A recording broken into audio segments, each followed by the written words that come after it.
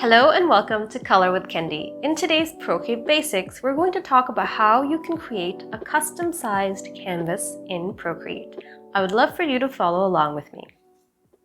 So the first thing we're going to do is open up the Procreate app. This is what you will see. It's called the gallery. And in order to create a new canvas, you want to go to this plus sign right here and tap on it, and you will get a window that says New Canvas. You can select any of the canvas sizes that are available here, but to create your own custom size, click on this little icon here. When I say click, I actually mean tap, but I tend to say click. So the first thing you want to decide is the dimensions, your width and your height. You can use pixels, inches, centimeters, or millimeters. I generally use pixels or inches. On this channel, most of the canvas sizes that I use are in inches, and I like to paint in a canvas of 8 by 10. So you can type in 8 here and then 10 here. 8 by 10 is a standard art print size, and I like to be able to print my artwork, so 8 by 10 works quite well for me. The next thing you want to decide is your DPI. This is the resolution, dots per inch. If you're printing your artwork, you want to go with a DPI of 300 or more. You can also go with more, but a minimum of 300. Now, if you're not planning to print your artwork, you can go a little lower, but I generally suggest just use a DPI of 300. You never know when you want to print your artwork. So I'm going to leave this at 300.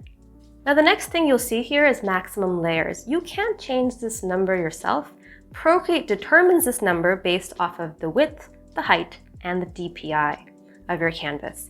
Now, based off of this canvas, I have 89 layers, which is really more than enough for me to work with. If you're someone who likes to work with a lot of layers, then definitely keep this in mind. Now, if you have a very large canvas size, so I'm going to change the canvas size and show you what happens. 18, 24. Do you see how my layers reduce? This might be okay for some people, but if you like detailed illustrations, 13 layers might not be enough.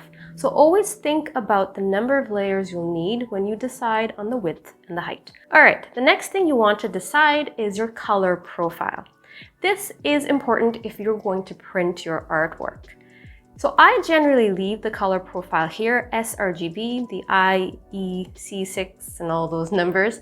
That's generally perfect for me if I want to print at Costco or ProsterJack or print at home. If you're planning to print at a print shop that uses CMYK, tap here and you can decide on the profile.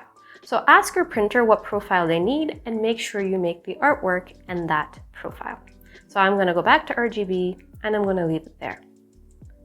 The next thing you can think about is your time-lapse settings. Procreate automatically records a time-lapse video for you, which you can then share on Instagram. And you can decide if you want something that's maybe a little larger. If you're planning to share on YouTube, you might want something that's in 4K. So you make your decision based off of whether or not you need that time-lapse and where you're going to use it. Now, the last thing is canvas properties. I generally leave this as is. The background color is white, and I don't turn this on. If you want your background to be hidden, you can turn that on. So I generally leave it there, but you can also make these changes later on in your canvas. Once you've decided everything, just tap on Create, and there you have it. You have a new canvas. I hope this was helpful. If you have any questions, let me know in the comments below.